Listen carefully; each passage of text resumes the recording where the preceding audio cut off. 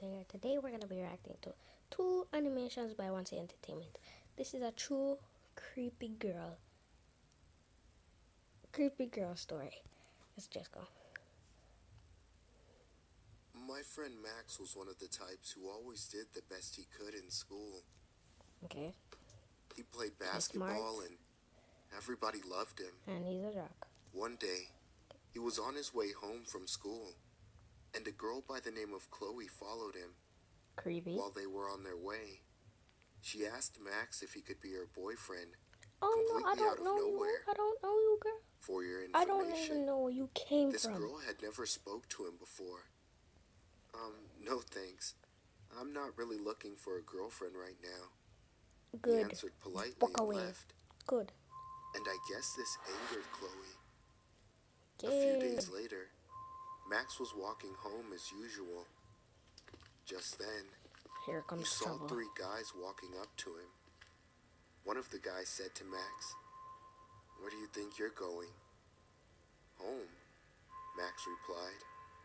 He didn't know that he was in danger until one of the guys took out a knife. Oh no. The tallest guy suddenly pushed Max to the floor. What? And the rest started beating him up. Ooh. Then the guy with the knife cut Max's back. Ah.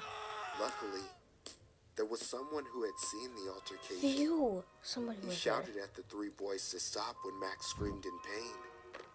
As they ran away, the guy called the police and the ambulance arrived in a few minutes.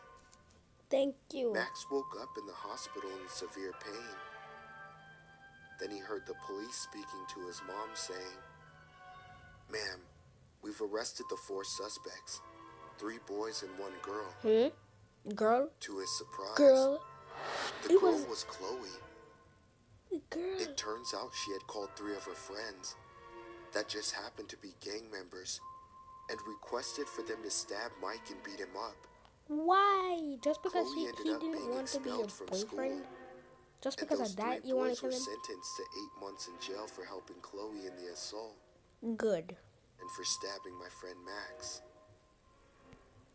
Okay guys, let's go to the next animation. This animation is someone broke into my house. This happened to me when I was going to school in Los Angeles during the spring of 2012. I grew up in Indiana in a very safe community, so it took a while for me to adjust to the craziness and crime in the city. I was living in an apartment with 4 other women at my college. Our place was above a house, so to access it you had to go down a long alleyway next to the house and up some stairs, so it was pretty out of the way. On this particular day, I stopped by the apartment to grab some music before a choir practice, so I came inside and started gathering my materials on the kitchen table. I didn't bother locking the door since I would only be there for a few minutes. You should always lock your doors, even if you're going to be in your house, apartment, wherever you want to be. Lock your doors if you're going to be in your house for even 2 seconds. Lock your doors. There was a knock on the screen door, Because you never and know when I who's looked going to... up, there was a man enter your standing on the apartment. doorstep. He was a young Hispanic male, medium height, and wearing a t-shirt and jeans. Okay. Hello? Creepy. I called out to him, thinking that he was delivering a package or something. The man doesn't say a word and reaches down and opens the screen door. He then begins to walk towards me.